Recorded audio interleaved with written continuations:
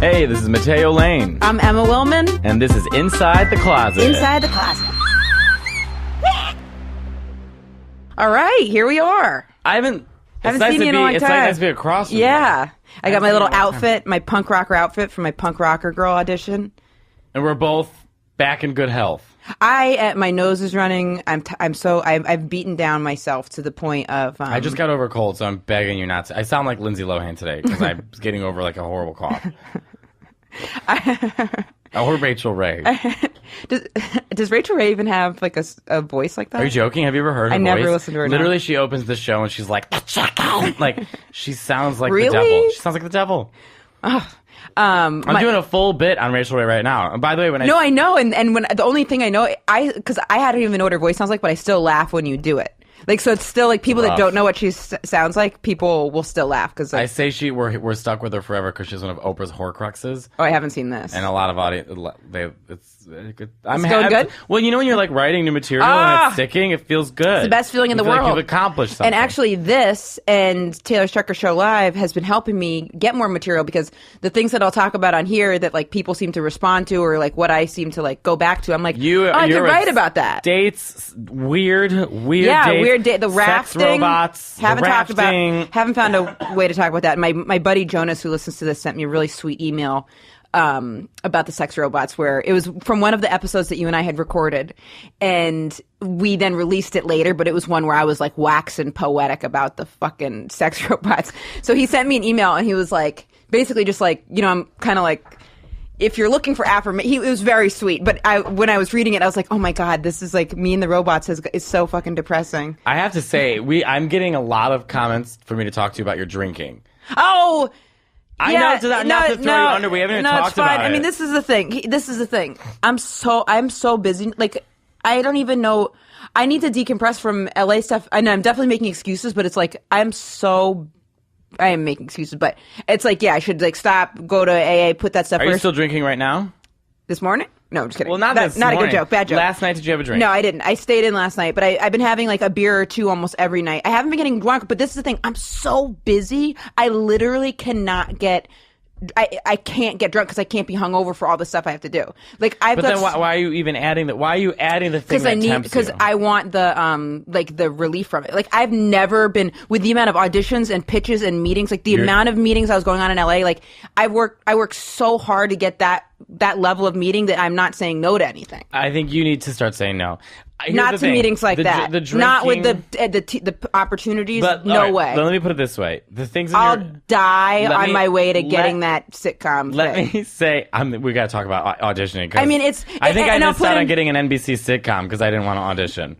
When the director of casting called me personally, then you need to do it. But I also was in a position where this is what happened. Because like today, what's giving me this extra stress is like I was already like tired and stuff, and then I did warm up for John Oliver on Sunday, and there's all this stuff.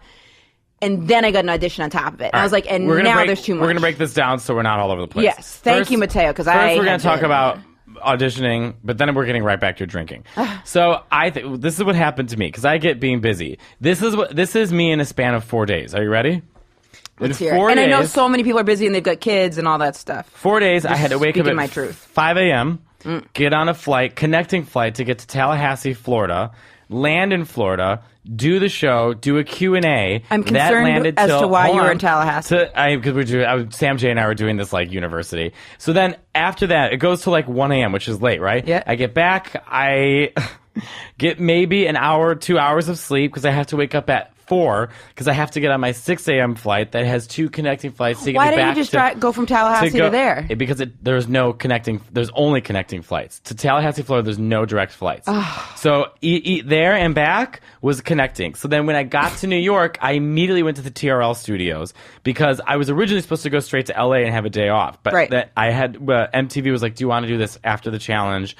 Special thing with Nessa. Do we sound super obnoxious right now, do you think? No. These are lives. People can watch it. You guys got to understand, just like the level of like going through like open mics and all this shit and it's Emma, that we stuff don't is have just to explain as, ourselves. This is our lives. Yeah. So I go. None of this is complaining. I'm just explaining the busyness. So I get there. I get to TRL. We have the rehearsal. You're there all day long. Who hosted TRL? Was Matt Rife there? It was Nessa. No, but it was a TRL special after. Matt Rife is a hunka burning love. Let me just get through this stupid schedule because it's is cutting off the dramaticness. Oh, sorry. So it's Tallahassee, Florida, 2 connecting flights, back here, 2 MTV, wait all day, rehearse, do the film, get out at 2 a.m., get back home, wake up at 4 a.m. to get on the 6 a.m. flight to get to LA, land immediately, have 4 pitches that day. And then get sleep, and the next day have 4 more pitches. How'd the pitches go? And that go? night, I was flying back to New York, taking a red eye. So this is me running on 2, 3, 4 hours of sleep, and I'm like delirious. And then people give me a call and say, "We want you to audition for this role as this gay character, this NBC pilot." I said, I can't memorize 8 pages. I'm in the middle of pitching. I'm on no sleep. I don't look good. I would present myself well. And then they were like, okay, fine. Then the casting director called me. Then the head of casting for Warner Brothers called me. I was like, I know it sounds like, but to my head, I was like, I'm literally so tired. I'm literally did the right so thing. tired. Yeah. That I was like, I'm going to look like shit. I'm going to sound like shit. I came here for less than 48. I came here for 24 hours to pitch 4 Ghost pitches Time. in one day on no sleep it's so, because when I was doing when it'd be like meetings and it'd be like. Now I do think we sound like we're. I realize now. Because also, but this is the thing. It's like been so many years of like sign up for an open mic, then run to the other one and sign up, and then run back. So it's like then when you even start to get, I'll explain open mics to the people listening. Before you do comedy, you walk in a room and people pee and spit on you, and then you pay them $5. This is basically what you do in comedy when you want to get started. So like what the level that Emma and I are now, we're scratching and clawing because we want to make sure that we maintain any kind of way to pay rent. Yeah. And we should also examine where this drive to make it comes from. Let's talk about that after then. That sounds great. So this is what an open mic looks like. And thank you for keeping me on track, because I really am all over the place today. I could tell. I'm having getting problems. stress vibes from you. Okay. I'll start breathing deep. And thank you guys for listening. No, I think it's fine. I think... So this is what an open mic is for those who want to be a comedian or who don't understand comedy. Em and I rarely talk about comedy on this podcast, so let's say this is an episode we talk about a lot of comedy. I was just telling our producer, I'm like, we never talk about comedy. That's why we're so relatable, and then we open up with comedy. Right. So this is what it is. When you want to so the goal is, okay, there's open mics, bottom of the barrel. Right? Open mics, anyone could show up, anyone could sign up, anyone could do them. The step above an open mic... And each one has their own culture. So there could be an open mic where it's like, no, like the guy who hosts has been hosting it for like 15 years and he only puts up his like first like 15 friends, and then like I remember going to open mics and I remember sitting there going last. Right. And I remember just watching the other comedians, and then when I would go up, they would leave, and then I remember in my head thinking, someday I'm going to make it, and I'm going to be more than you guys, and anyone that's nice to me, and the 1 or 2 people that were nice to me, do I have their motherfucking back? Oh, yeah. But I just remember... Suba, I will always have Suba's always so back. nice. I remember like looking at my name on the list of like 30 deep comedians, and I pictured my name like elevating above it, and was like, I'm going to do it. I'm going to do it. And I don't know one of their motherfucking names. Typically, like, open mics you try and do so you can get on a bar show. A bar show is a free show that is run by a comedian, and maybe there's like 7 real audience members. And you probably have to drive like 2 hours to get to it. I'm not in the city. I mean, okay, in Boston, I used to go to New Hampshire. At least in New York. I used to go to open mic in New Hampshire. All the open mics in New York City there's no real audience members. There's just comedians. So at one open mic, there's 57 different open mics on a Monday. Okay, some you pay for, which I never did, and then most are free. Okay, and then typically at an open mic there'll be 60 comics at that mic. Everybody gets 2 minutes, so you have to wait for your turn and your group. So the host comes up, does his 2 minutes, and then says, okay, I'm going to draw names out of the hat. So-and-so, so-and-so, so-and-so, and so-and-so. You guys are the first 5. They sit down. At 1:30, you get lit. So and then you someone have 30 bumps seconds you. left. Someone who's like on a few bar shows, or like maybe was on like Comedy Central once 10 years ago, can come in and be like, yeah, they'll bump everyone. I'm going up now. So you're doing well if you get like drawn early. I remember the Creek. I knew I was doing well when I'd start getting drawn early. Yeah. But here's the thing: you do these for years. You do an open mic every single day. Uphill multiple both ways. open mics. Evan Williams is my open mic buddy. Yeah, and we would Ron go. Salim was mine. Oh, that's nice. So we would run from, I would say we'd do 3 or 4 mics a day.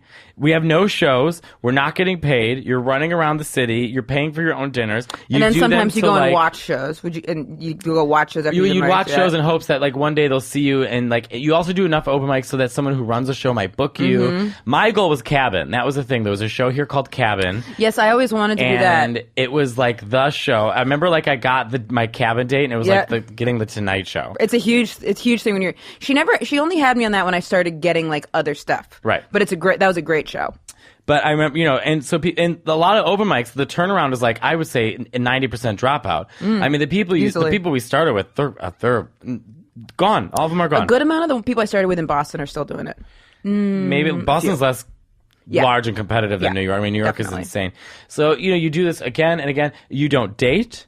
You don't go date. out. You don't Can't be a party. good friend. You don't do any. You literally You can try, only hang out with these comedians, and you sacrifice everything else. I would wake up at 5 a.m. so I could get to work an hour early, so I could leave an hour early, so I could start doing mics, and I would do mics till probably about 2 o'clock in the morning, and do this. And Fridays are the same. Saturdays are the same. Sundays are the same. Saturday, I used to go to open mic Monday. at 4 p.m. in the Me afternoon. too. And on in the East Village on Houston, Tomas Delgado used to run. I would always do the one. Parkside. I would do his on some. See, because I was in grad school, so I would leave school and sign up. And I remember there was this point where there was this one mic where I would do the ones that usually you'd have to like pay This is $5 interesting for. to people. Well, I guess we'll find out. Yeah, But I'm sorry. interested in how other people do what they do. So I think that this is pretty. Well, this is how we got to this point. That's what I'm saying. This is how we got to do a this is how free we get to that podcast. point. But it's yeah, true. no, it's true. Totally. That's why comics have such a hard grind and we're I going like, through. and I want to contextualize it for people because if you hear us being like, "Oh, we're doing these meetings and that," I just wanted to know that like what goes into creating that. Right. You know what I mean? Right. But I remember doing because I would go to school and then I remember there was this like mic where it's like you could sign up anytime. So people started getting it was like a 6:30 mic. People would get there at like 4 p.m. and sign up. So I was like, oh, you want to play this game? You want to play the who's going to get there early gets to go up first game? I got that. Before I went to school, I went by at like 10 a.m. and would put a piece of paper up and sign my name up.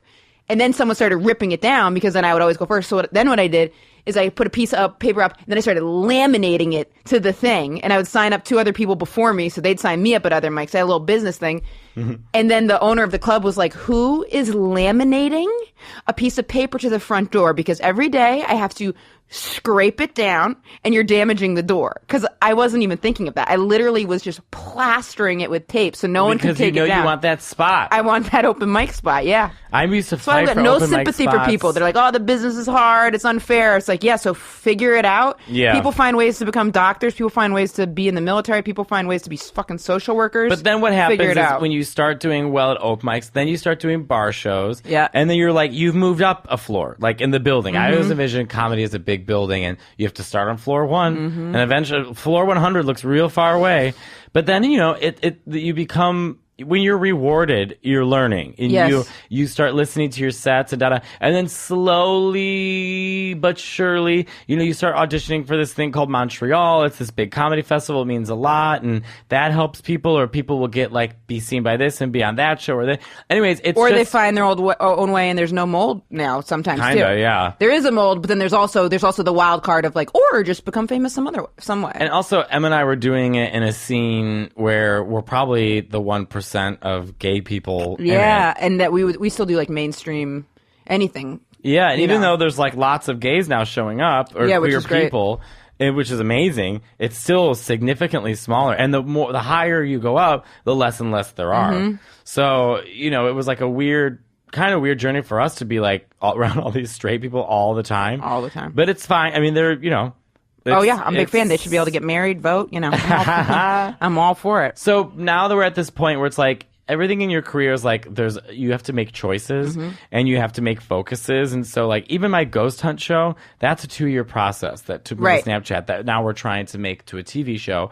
Like just for me And how to did the get, pitches go? How did you feel? they went really well. Good, We're I'm in so talks glad. with 2 Good. networks, but so cross our fingers. But Yep. Oh, that's the other thing. And then you get cut from stuff. Like Oh, right before I everything. got Crazy X, I got like cut from something. and then Everything. wake up with Taylor. Get to my ghost hunt show, which is on Snapchat, to get that show, it was 2 years ago. You know how many people we had to fuck to get? No, I'm just 2 kidding. years ago. No, I've never been able to. Oh well, that's not true. But generally, like people are like, oh, someone's gonna like screw their way to the top. I'm like, yeah, I don't even have that option. Yeah, we don't have that option. I'd be open. I've tried to maybe flirt before. gays. Yeah, I could like. I don't know. Well, there's no need. I wouldn't do it. I hope my talent would do it. Exactly. I don't, anyways, now I feel like we're excusing ourselves for working hard. I mean, it is our reality. That's our It's- lives. It'd and be also ridiculous if we were like, I went to my 9-to-5 job today, and I thought that Cindy had a nice blouse. Right. And then also, We live in an which insanity to that, world. even to that, I'm like, see, good for you. That sounds much simpler and nicer. But I also want to always contextualize like how much work goes into getting it, because when people are just like, oh yeah, I got this, and then they don't say how hard it was, I'm like,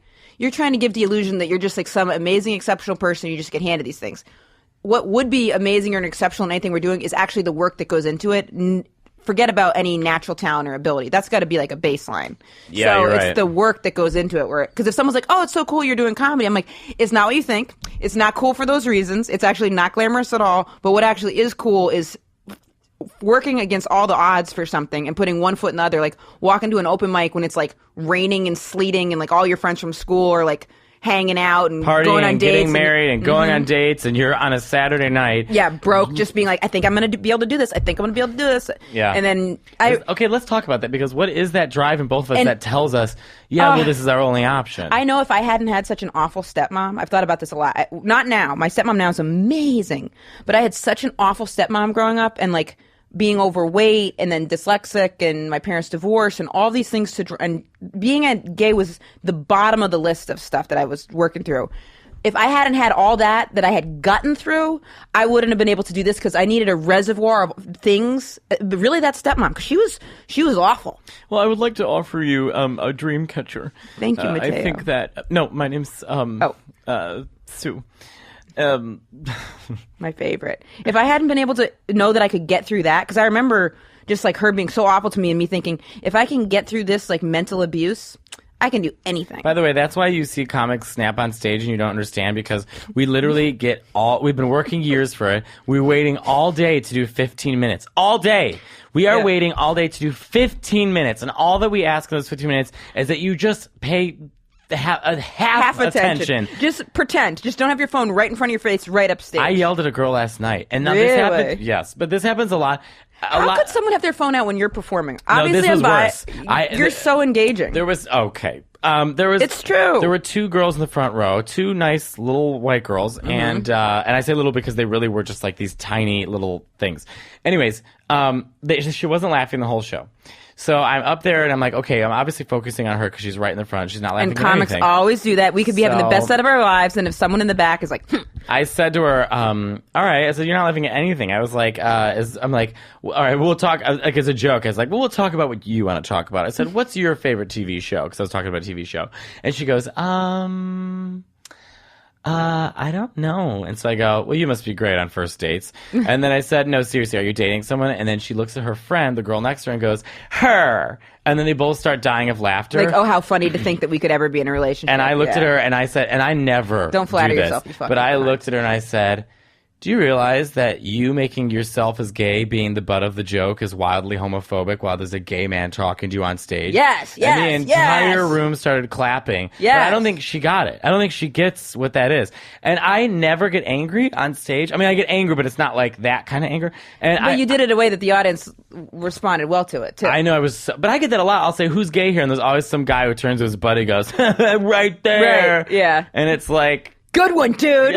The idea that he's gay is hilarious, you fuck. I know. Yeah. But that's like comic. Anytime someone's like, did you hear this comic exploded on stage? I say, I defend them. Yeah, total. Well, Dave Chappelle had... Well, not Kramer. That was a lot. Well, no, actually, Dave Chappelle had a great thing about that. There's a clip online. If you Google him talking about it, maybe we can post when we post this, where he was talking about it, and he was like, you know, that's where I realized I was a comedian over everything else. Like, he was like, when he snapped... Oh, there's the joke funny. Yeah, he goes, when he snapped, I went, those, like, you know, I'm paraphrasing, but he's like, those motherfuckers in the audience, like, that's a bad audience. He's like, I get it, man. Like, don't let them take you down. Don't let them take you down. He was like, that was me as a comedian. He was like, as a black man, I was like, you can't say that word. Yeah. But I thought it was so interesting that he said that. And then when he said that, when I first heard it, I didn't get it. Like, I was like, oh, how could you? But then as time goes on, I'm like, I find it strange that so many straight guys are like, I wish we could say that word, faggot. Right. And I can't we say it? Because the first time in your life you're told no to something and then you don't know how to handle it. But also, I'm like, you're more than welcome to say it. I always say, you're getting fucked by a guy. I'm not the faggot police. I was like, but doesn't mean you're not going to suffer repercussions of it. Right. I was like, just because, like, you can say whatever you want. You know? Right. I can't believe I feel like we're in a rage today. But we're defending our and hard Mateo work. has a cute little pink t-shirty thing on. Because I am wearing a very slutty shirt. But let me tell you why. I've been so full of that octopus rash. Oh, the octopus rash. That I'm like, What's today's the like status? the first day that it's still over my legs. Really? I could show you right now. It's literally. So I'm so sorry that you had to deal with this. Well, I mean, my boyfriend didn't leave me for it. Of course you can not. still see where it's remaining, but it's going away. Oh, and none of that's gonna scar, right? Look, it's even bad. Oh my God, he's got it on his butt almost. I know. I'm sorry. I'm telling you, it's bad. And does it itch? No, none of it itches. But my dermatologist said it's going to take like a month to go away. So I told my boyfriend, Oh my I was like, God, that was some bad octopus. Oh, we need to promote. Liz and I were talking. I will be at the Cellar in Las Vegas. If you live in Las Vegas, I will be there on 2 weekends. So I want you guys to come because they're opening up a Cellar in Las Vegas. And it's so cool. And I'll be there. Wait. Oh, no. I'll be there the 12th through the 15th in Las Vegas. Of April? Yeah. Okay. I'm going to be there the weekend after. I will be there April 26th to 29th and then May 10th to the 13th.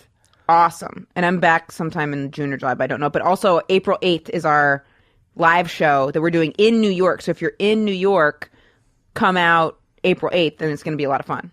I'm trying to call Bob the drag queen, but he's in rehearsal right now. I want to get an update on how's Loveland. Oh, it couldn't be better. I'm so glad. It couldn't be better. The hairdresser texted me. To say Apple what? Girl, hairdresser, she wanted an apple girl. pie this time? No. So, first of all, I follow her on Instagram, so I'm like, she got Stop back. following her. I know. She got back with her ex, right? That's what I thought. Really? Already in this time? Yes. Well, that's what I thought, but it wasn't. So then she messaged me and was like, hey, she has no idea the amount that she's been like discussed by many. Thoroughly. No idea. To the point where someone drew a reference to her. Oh, I've had people bring me apples at shows. Thank you Are so you much. serious? I eat every single one of those things. By the way, thanks to everyone who came to the Lincoln Lodge. Yes, and thanks, Christine. And why don't we do a show together and have it in New York? we're April 8th. Okay, yeah. April 8th, come. And then maybe we'll start doing it? another one. It's at the Abrams Art Center as part of Podfest. I'll be getting back from Spain that morning. I'll be getting back from LA, and so each of us will have been with seeing our people. Maybe we get to the airport at the same time and we can take a cab together. Ooh-wee. And then, but well, if I keep hanging out with this person, then I'm going to be seeing her in LA too. But hairdresser texted me, said, "Hey, I want to catch up." I was like, "Catch up?" So I just didn't write her back, and then I was like, "Yeah, I'm kind of like busy." Then I went to Toronto. But yeah, let's talk. And then what does she want to catch up about? I don't know. Then catch up about what? Mustard about what? Who knows? But I'm going to go tomorrow to visit that person that I had been telling you guys about the last time I was on, who when we had sex, She fingered you. She finger blasted the shit out of you. It was crazy. I can't believe you allowed a girl to finger blast you because all this time you're like, I don't want to do anything that feminizes me. It didn't feel feminizing though in a weird way. Well, I'd say because it probably felt like people like put you their were getting fingers in guys' butts. Yeah, I'm not saying. I'm saying to you, I'm not saying it's a Did I tell you about her back arching theory? So she told me, she goes, because she said something where she's like, I want to like fuck you from behind. I was like, yeah, no, that's not happening. I was like, this is crazy. Like, this is insane. I fuck the girl from behind. I smushed her head down. I got a whole thing. I've done this 1 billion times. These are, no. And then she's like, look, if you don't arch your back, it's not feminine. She's like, I fucked a lot of guys, like, where they're just like on their stomach or like, but she's like, if your back's not like twerked up, it's not feminine. And I was like, And then we ended up, she kind of, She did it to you? Yeah, but it wasn't, it was just like, it wasn't like, I did not feel feminized. But it was fun. She had you wear a tool belt. Exactly. That's like your version of a harness, is like you were in a tool belt. But it's fun. I don't know what my problem's been for so long. I should have been more open-minded all this time. But it's fun. It's definitely, You turned into a verse lesbian? Now I have a question. Yes. When do you ask someone if they're sleeping with other people? I know we talked about this last time. Well, how often do you talk to her? Every day. Then today you say to her, I just want to ask you something, and I'm only asking it because I really enjoy talking to you, and I just wanted to know, and there's no problem. You know, are you seeing other people? And then if she goes, wait, can we role play it? Sure. Okay. Well, she's not butch, right? No! Okay, so I won't use my typical lesbian voice. Okay. Hey. How you doing? Hey, good. How are you? Good. I wanted to ask you this. I wanted. Are you nervous? Yeah. You seem nervous. You know, interpersonal communication, if it's like intimate, is tricky. But I wanted. There's no like right or wrong because I just try and check in, see where we're both. Are you at. pregnant? It sounds like you're pregnant. That would be easier to say than this. There's no right or wrong to this. Are you having sex with other people? I'll stop you right there. Okay. That's the wrong way to do it. Shit. You be her, I'll be you. Okay. Hey, I usually only know how to reenact like someone being bitchy. She's like cool. It's hard to do a character. Right. Hey. Hey. How you doing? Good. How are you? Good. I'm giving you the voice I thought you would want. I like it. Yeah. Okay. I would say, how's things going? Things are pretty good. I'm so glad that you're here visiting me. Yes. I'm so excited. Yes. Listen, I wanted to say something to you. I'm talking to you every single day, and I really enjoy your company. Right. And it dawned on me that I, somewhere down the line, maybe sooner than later, would like to be exclusive with you. What does that even mean? Why do you want to rush things? Are you projecting on me what you think she's going to say? Yeah. I don't think she'd cut you off. I think she would listen. Yeah. And you could just say, I really like you. I enjoy spending time with you. And I'm more just curious if she's having sex with other people now. Why don't you say, there's the jealous part of me. You could say, I realize. Well, if she's having sex with people, I'm cool with it. I just want to know. I realize I liked you. I realize I like you because I started getting jealous thinking about you maybe, having sex with other people. So I wanted to have that conversation and be like, are you open to exclusivity? I don't even know if I want to be exclusive, though. What? Because what if I want to have sex with other people? Now that I've discovered this whole new world of interactive sex, maybe I want to go be fucking around. Emma, I thought that she was like special. She is. She's great. Something's happening. No, she's really wonderful. You're drunk. No, I'm just having coffee. She's really wonderful, but I don't know. No, she's great. We've only been talking like 1 month. Mm-hmm. I'm more just like curious. I'm curious. I could see myself being in an open relationship. I think you're with curious someone. because you like her. Yeah, I do. I really do. Yes, because I guess it's like I'd have to know in my head what I would want to get out of that. Because if she's like, yeah, I'm having sex with other people, what I would do to protect myself is I would just go send out a plethora of messages, try to recruit and source some people so I could have sex with other people myself. But that sounds depressing. But that sounds like you're very reactive. It's the same thing that you're doing absolutely. when you drink. Yeah. You're putting yourself through a lot of stress. Sure. And then instead of dealing with it in a healthy way, you cover it up by adding more on. Absolutely. So drinking isn't, we're going to the drinking. Drinking isn't taking away, it's adding on. Absolutely. Oh, yeah. So I'm if so anything, it's more stressful. Of course. Well, it was funny. In LA, when I was drinking, it wasn't like... It was because I was like so busy. It would be like one or two beers a night. I've heard you say this before. No, I have I've heard you say this before. I know it's not good. I know it's a problem. But the truth is, like, I'm not gonna like deal with it. And it's got to be something that like I have to want to do. Like, it can't be something that someone else puts on me. But I appreciate the concern. I'm not telling you to stop drinking. Yeah. I'm only bringing it up as a concern because this is something we've talked about in depth on and off the podcast. And I know how hard it is engaged to someone who's like active in addiction because I have a good friend who has an eating disorder. Mm-hmm. And same as an addiction? Yeah, I guess it so. Is. Right? It is. Like the more I've learned about it, thing. Which I didn't know either. And right. There's a comedian she has been so helpful, and she's like super successful. Oh, thank you. And she has been so helpful talking to me about my friend who's got the eating disorder, but it is an addiction, and right now she's like very active in it, and it's so hard to engage with her. She's deathly thin, and I'll go, "Are you okay?" And she just bites your head off. Do you want me to? Can I probe you more about this, or is this something you're uncomfortable with? I'm not uncomfortable with it, but I'm super self-aware of it, and I just don't. I'm not gonna right now. I don't want to. It's like it's not I'm not at a point of like surrender with it. Also, like in the past, I'm when not I've stopped, asking you to surrender. Things have been unmanageable. Right now, my life is. Right now, also, I'm happy I am like relatively happy in my life because it's like I feel like I'm like charging ahead with these like opportunities I'm excited about. Me bringing this up, by the way, is not an implication that I'm telling you to quit. If right. you told me that you want to drink for the rest of your life, I'd be fine with that.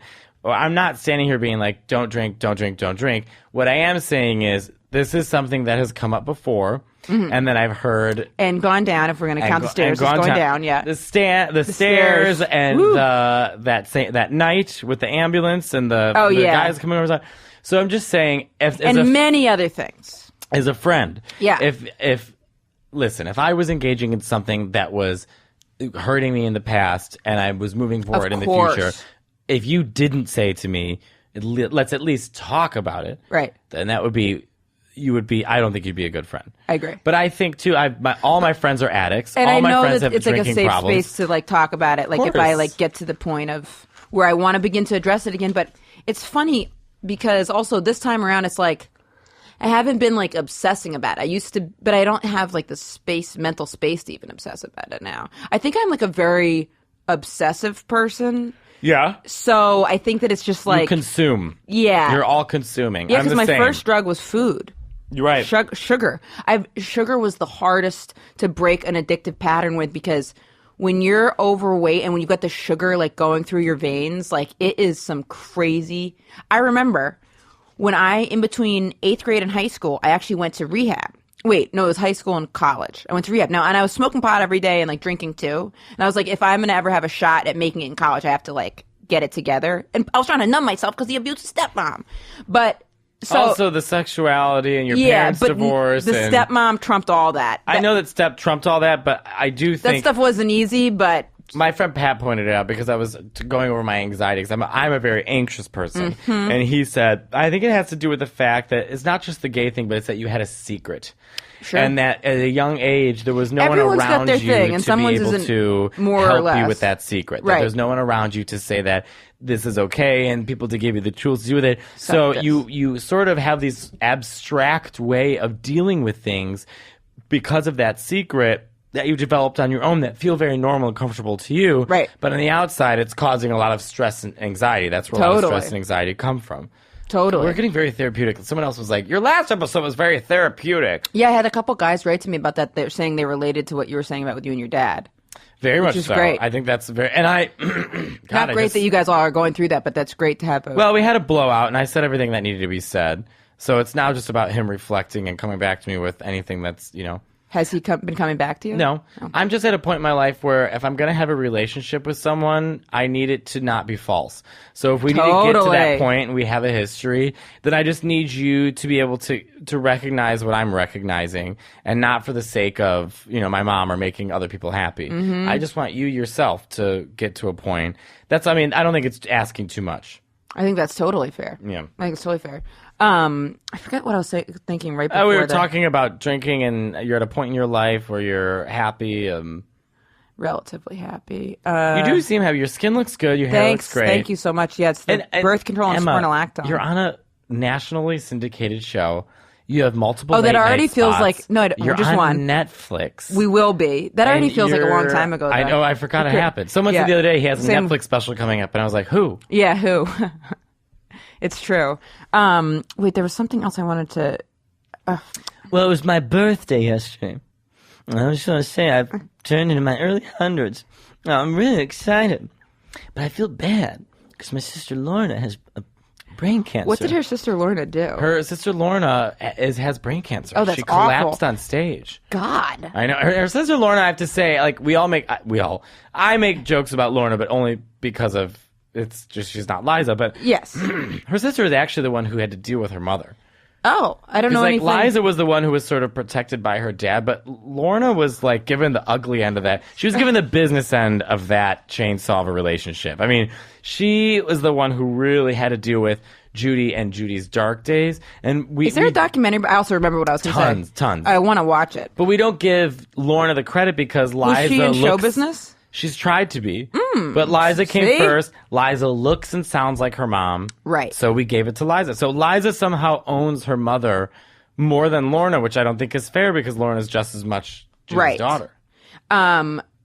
This is what it was. It was about addiction to sugar. So when the first coping mechanism was, was the sugar, but by high school I was also like drinking and smoking pot and cigarettes and whatever. That was it. I didn't dip into anything else.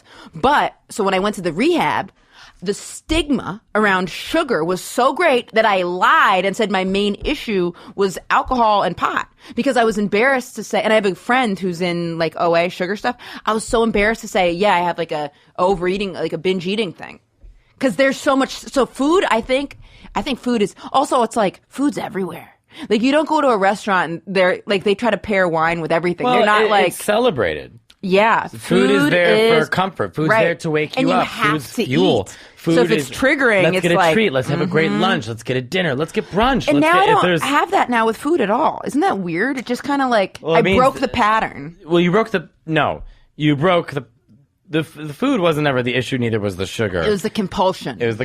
Yeah. And so your compulsion has manifested into other ways. I think because But it's never been as bad as that with the food. With the, oh my God, it's so... I think because you're on TV and you're so aware and you know that your looks are important. But I lost the relationship with food like that when I went to college. I think it's because I was like finally in like a place where like I had like a place to come home to that wasn't like pure chaos of, you know, because of the stepmom stuff. So it was like finally then I was like in a more like balanced place. So then it felt like I kind of like moved away from that. Let me ask you, what do you do in your life to take the stress away? Whitewater rafting. Come on. I just had to. What do you know, I'll tell you what I do. I did it actually today. And don't lie to me. I won't. I go to the Asian body massage places if I'm in New York. Okay. Oh, I should bless go with those sometime. motherfuckers. Yeah, I know the good ones. Because there's like tiers, and I know the good ones. 11th and 3rd. Those people, the best. Really? Yep. I forget the name of the place, but each one of them there is good. Because most places, it's like one of them's good, and then I hate it when you get one who's like not enthusiastic, and they're just like flopping their hands around on you, and I'm like, this is my thing I do to relax, and now you don't want to be here. Yeah. Like, Well, give me some goddamn the enthusiasm. massage I got when I was in in Atlanta when we were taping. Yeah. It wasn't bad, but it Was made it me mind blowing? No, because I've had mind-blowing massages. It's called sex. But it was just like I wanted her to like be really rough. I wanted her to like destroy my back. Go But get she into was more it. like, it felt like a wave than anything. And I was like, come on. Right. You're a waterbender. I want an earthbender. Yes, this one was, the guy was like starting out and I thought he was, and then he got into it and I was like, there we go. And then I kick it up. I start out with half an hour and then I'm like 60. I did 90. Right after the thing and the audition, I did that. I think we both need like a vacation that doesn't involve getting rashes from octopus. So when's the next time you're going to see Kiki? I see him next week. Yay! Well, because I'm going to Scotland for like 5 days because I'm doing the Glasgow Comedy Festival. Best comedy festival. It's such a good During the festival. day, do you just hang out? When I was there, I lost my passport, so I had to go try to hunt down my passport. That's not an activity that everyone needs to do. I was like writing that down. Yeah, like this is on the Lose itinerary. passport, then fine. Go And on. someone found my passport like 5 months later. Work. Yeah. No, wait. I lost. How'd you get home? I lost my cell phone and my passport. I found the passport, and someone found the cell phone. That's what it was. Well, my boyfriend's going to come. He's asking his boss Thursday if he can come up to Scotland so we would have the whole week together. That's so fun. He's going to lie and say it was for a wedding. That you I guys can't are imagine. getting married. Yeah. No, I would 100%. All right, we've got a question. Yeah. You got a I few. want to get a voicemail, by the way. I want people to be able to call in and leave a voicemail. Alex, is that something we could do? Set up a voice line, give them a number, and they call it, and we just check the voicemail Oh, instead? someone used a word I don't know. All right, we're going to do that instead. So we'll have a number out for you guys to call. Okay, so this is the thing. The person says a very nice note and that they found us on YouTube, and I really appreciate that. And he said, I found an interview with Mateo where he said that he has synesthesia. Synesthesia. Yeah. Can you talk about it on the show? How does Sure. it manifest for you? So I have something called synesthesia. I don't know if I've talked about it on this show before, but it is a... all right, synesthesia is basically this. Your brain has senses, right? And during... Is this why you see color? Yeah. Ah, yes. So while your brain is like... this is the way I understand it, the way to describe it to me. During birth, like as your brain is developing, the senses are overlapped. But they eventually separate. But synesthetes, or whatever they're called, some of them still connect. So I have automatic, unprovoked, not in my control, responses to certain things. So mine is with letters, numbers, and music. When I see letters, only when I see the letters, not the reverse. If I see a color, I don't see numbers or letters.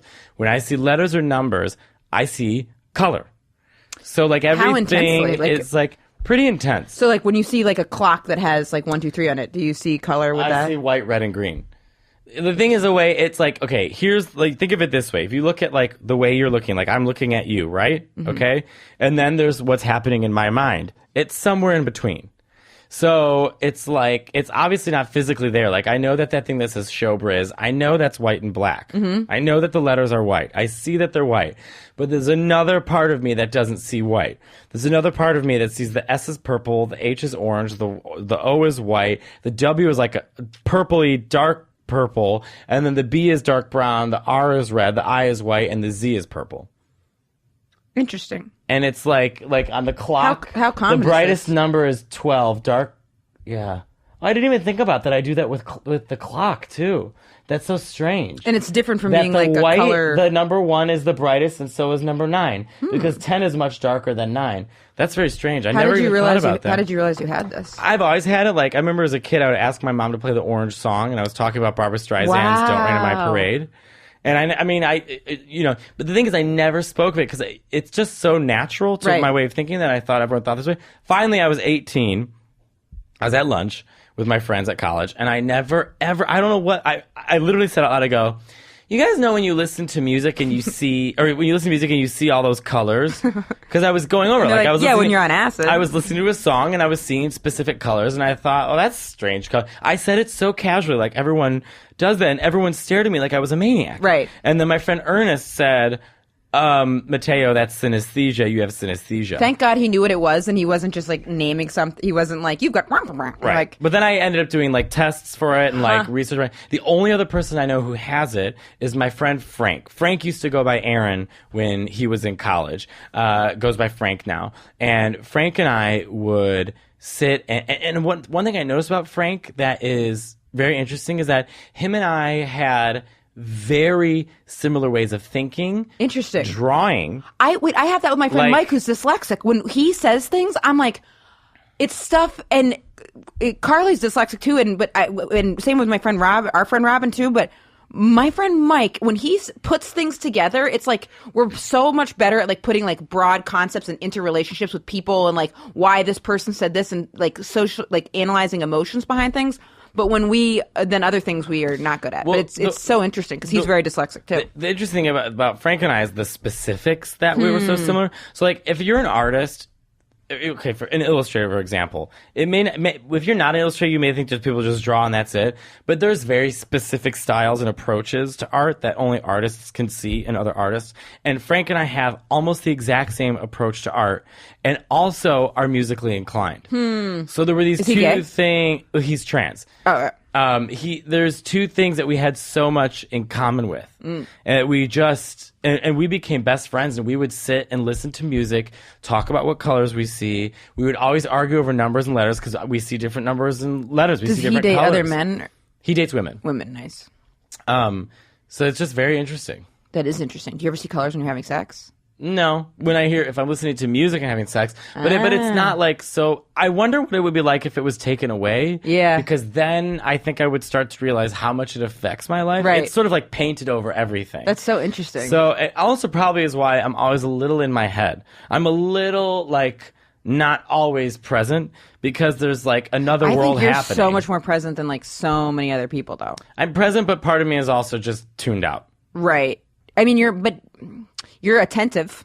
Yes. Well, because you're interesting and engaging. Oh, well, I will listen to what you say. There's a lot of people. I'm using that as a credit. I talk to them for 3 seconds and I just completely zone out. Huh.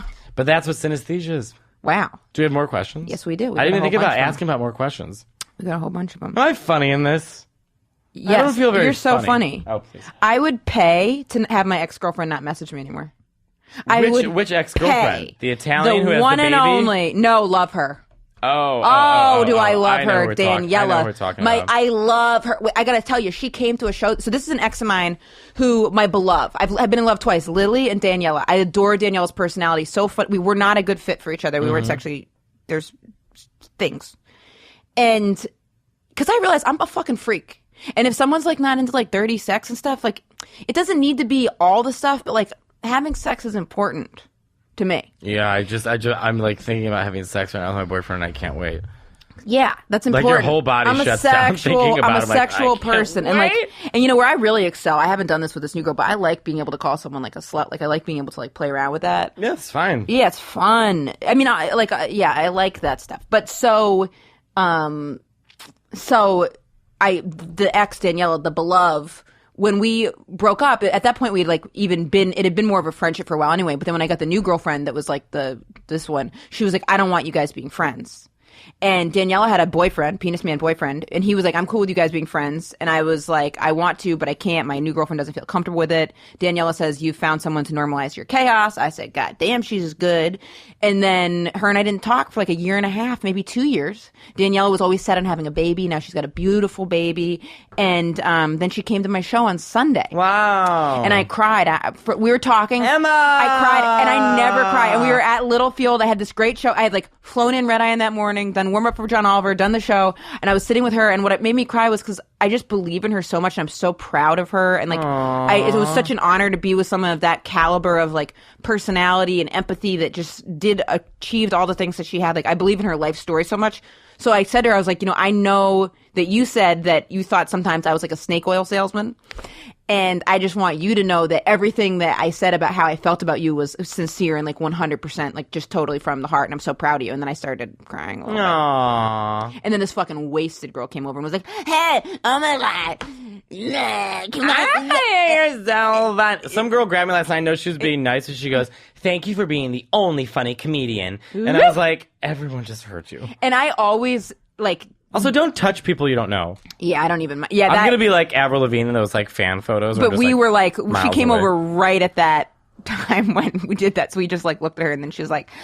and then I was like, we haven't gotten caught up in a while. But it was so nice to see her because it was like such good energy too. And the person that I'm talking to was like, oh, I think that's great that you and your ex are friends. So it was not Daniela, but it was hard, seeing that like she's with a penis guy now. It is hard because I'm like, oh, I kind of felt like a more, I don't know, there was something off, and I was like, I wonder if that's part of what it was. Well, I just want to say, I don't know if you're ready to have a baby. But I'm going to go meet her. I'm going to go meet the guy and the baby in 2 weeks. God, you're like giving him a blessing. And get this. They're doing construction because she has a new apartment. So she says every weekend they're doing construction. I'm going to be like, oh, I'll help out with the construction. Just to be real gay. Maybe about ask if you can like babysit the baby. Oh yeah. I don't know if you should be. I love the baby. The baby's so cute. I like when I see pictures of you and your niece or nephew. Yeah, niece. Yeah, that's so cute. You and that baby. She looks just like you. Your family has those genes. Yeah, she's so Are your parents both Aryan, like blonde? My dad's blue German eyes and my mom's special. My like mom's Swedish. No, we're not Swedish. We aren't. But you really look Swedish. And what makes that so funny is my mom used to go to Sweden all the time because she's a Swedish weaver. That's her job. Remember, she's a Susan Cheever hand weaver. Susan Cheever Swedish weaver. So her business card. Mom, Susan Cheever Swedish weaver. And my sister go, you can't have Susan Cheever hand weaver. No, you can't have that on your business card. Well, that's what I am. But it sounds like you're joking. She's like, but it's true. I'm like, but Susan Cheever hand weaver. That's what you want. Why do you need a business card, Mom? Who's asking about the hand weaving? You're good. The poor woman. We got to do a podcast with her. We have to do it. Oh, I would love to. We should have both of our moms on the show. That'd be you think we should do it at the same time? I think we'll need to focus on your mom a lot stronger. Because I have questions. I wonder what she would like. My mom has a very colorful childhood. She could tell you all about, like, her Mexican dad, her Italian family, like people in the mafia, like all that stuff. And I mean, I want to hear her side of the story about the person in your family who killed the person with an axe. Uh-huh. That's a good And got away with it. And got away with it, yeah. Mm-hmm. An axe. That's very violent. Mm-hmm. It's very violent. Mm-hmm. One of my favorite memories with Daniela, the love, was when we were first dating, and she's like super Italian, and we were talking. Why are you so into Italians? What is it about us that I don't you know. love? They just and Jewish people a lot of times. Well, Jews I love because there's a camaraderie between a lot of Jews and Italians because we just kind of connect on this sort of neurotic, loud, family-oriented, food-based, overbearing mother. And it's so different from like my kind of like more like waspy background. So it's like I appreciate it. Like I get along well with people that are neurotic because I'm neurotic. I get nervous around wasps. You if you came to my family, like we have like all our cousins have like little places in like Cape Cod. And we like play tennis and like. All right, at family you dinner. You lose it. Let's say there's like. We don't talk. We drink gin. No. But like, let's say that and like, give each other our resumes. No, let's say that you have like there's. I don't know how big your family is, but let's say like a semi-family reunion, and you're all sitting and eating. So how many people do you think would be there? So like every summer we have like a party, the porch party, where we all go and have cocktails. And it's probably like 25, 30 people. That's it. Mm-hmm. Okay. Tell me the conversations. I want to ask a couple questions. So how have you? Oh, it's so good to see you. How have you been? Good. And you're doing. Your mom said you are doing comedy. Were you on the Colbert Show? Yeah, I was. Wow. How are you? Good. Da-da-da's doing da-da-da. And Bubba just finished law school, and Bubba found a good thing, and they've started their company, and they got a house, and it's very good. And why are you? But I fucking love my mom's family. But do you? Oh no, I really do. I'm not shaming. No, I know. I just wanted to not. Do you talk all at the same time? No. Come on. No. There's 25 of you there. No. Are you joking? You met my beloved cousin Norma. I love Norma. I love my cousins. Yeah. My first cousins. My cousins I talked to. My first cousins through My first cousin. I've got my my grandmother married my grandfather's brother, so I've got a big chunk of first cousins. I love the cousins who are also my step second cousins or whatever. Those ones. Love them. Someone asked me what the greatest thing in the world is, and I said my cousins. Love the cousins. Because I talk to them every day. I love cousins. Oh, they're the best. I wouldn't have survived school or life without my cousins. Give my me a cousins goddamn cousin. Love a cousin. My family typically... My cousin Mary. So supportive. So when I went back to Chicago, we probably had it was small. We had around 25 people at my grandma's house. Just ordered Lubelnati's and just sat in the basement and talked. But it's just... But you do real talk. We very real talk. Very real talk.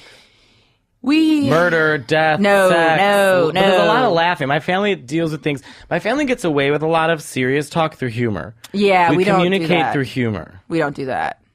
And and then there's lots of things that no one talks about, which are ridiculous. Ridiculous. What's something you wouldn't talk about? I had this family member that had this big diamond brooch, and there was all these diamonds on it. And if you broke it apart, it depreciated the value by a bunch. But one of my cousins broke it apart. She's like, well, I wanted it for a wedding ring. So it decreased the value hugely, huge amount. And I was like, that's a problem for me because this belongs to all of us. It should have been a discussion about what's going to happen to this clump of diamonds that now has depreciated in value by 40%. That should be a conversation. All of us own that. And it was you can't say that. We don't talk about money stuff. And I was like, this is and then I had another cousin that took these are not the subset of first cousins I'm talking about. These are my other first cousins, but they took the diamonds, they want diamond earrings. So I was like, well, I want diamond earrings. You don't wear diamond earrings. I'm like, no, you WASPy people pretend that money things don't have an actual assigned value to it too. I don't give a fuck. I'll sell those I'll sell them to a pawn shop and take more acting classes. Give me the diamonds. But they would, you know what I mean? It's that kind of thing. It's oh no, we just, so I said recently, I'm like, where's the diamond brooch at? My mom's like, well, if you want to bring it up, you can bring it up, but we talk about it's going to the safety deposit box. And I'm like, this is a big amount of diamonds. Why is this such a weird thing to talk about? It should be logistically, what's the paperwork here? And let's divvy this shit up. When my grandma met Evan Williams, she asked if he had a picture of Anthony Weiner's penis. Yeah. She wanted to see it. Now, how would you guys handle the diamond? How would you guys handle something like a diamonds or artwork or money? Let's say the family owned the diamond. It was a brooch, this very rare brooch that if you sold it at an auction would have been extremely valuable. But instead of selling it at an auction, a cousin had this special stone in the middle and then diamonds all around it. Instead of selling it at an auction for the cash value. First of all, the brooch would go to my grandmother, the matriarch of the family. Well, the grandmother died, so that's why the right, nieces in my family, had it. my grandma's alive. It goes to my grandma, right? And then my grandma picks who it goes to. Well, she left it to all of us, so that's why I said if we need to. If she left it to all of us, then I bet you off. My mom's and her sisters would, because my aunt. People get real weird talking about money stuff, which I understand. Yeah, my family's had some money issues. I think a lot of people are like that, though. And then they look at me like I'm crazy because I've diverged from that completely. I'm out to fucking sea with what I'm trying to do. You know what I mean? Yeah. I don't know. My family's just dealt with bigger issues. My grandpa went blind at the age of 5 with a foreign family. We've had plenty of fucked up stuff. He became a judge. He put himself... Think about it. He put himself through law school, went downtown Chicago every day, and became a lawyer and became a judge. He can't see shit. What kind of stuff did he judge? I'd love to be a Cook judge. County. I would love to be. Actually, you know what? You wouldn't, because you actually deal with a lot of really terrible things like domestic violence. And separating families and stuff like that. It's actually a very difficult job because as a judge, the police have to deal with the sort of physical manifestation of these problems. Right. But the judge has to deal with the emotional. It's within his hands how he's going to split this family up or talk about this or keep these people. That's a doozy. Oh, there's a lot of emotional weight when it comes to judges. So I cut you off. I didn't mean to. What is it that you think drives you where you're success? I gotta make it. Because I used to go to bed at night before I had an agent or a manager. It was just me out there, and I still feel like it is just me. But now I've got a team. You get a team around you and stuff. You still feel you're alone. I'm the same way. I do, but now I have a lot of help. And I stay on it. But every set, it's each new person I got that's working with me. Now it's okay. I'm like literally walking through like a bog of like shit and blood, and I've got no shoes, and I'm like naked, and it stinks. And then as you get one thing, someone gives you a face mask, and then someone gives you a knife, and then some. So as they give me this stuff, it helps you move forward. I feel But like I have an I would just be artistic like, I gotta make answer, and I sort of like Joan Rivers always said, it's like a nun's calling. That there's no other answer. There was no other way. There was no other life I could live. So this was it. I think for me, it was a need of expression, to be heard, to be seen. I wonder what the hell mine. Validation, to be accepted, to be Yeah. liked. To be loved. I do think there's something. That's not mine though. Not to be loved. There's something innately within performers. I want that- creative control and leverage. But there's something innately within performers where we feel the urge to express and perform. I mean, I like performing. Yeah, and I also feel like anger towards all. I want to. I'm furious. Yeah, there we go.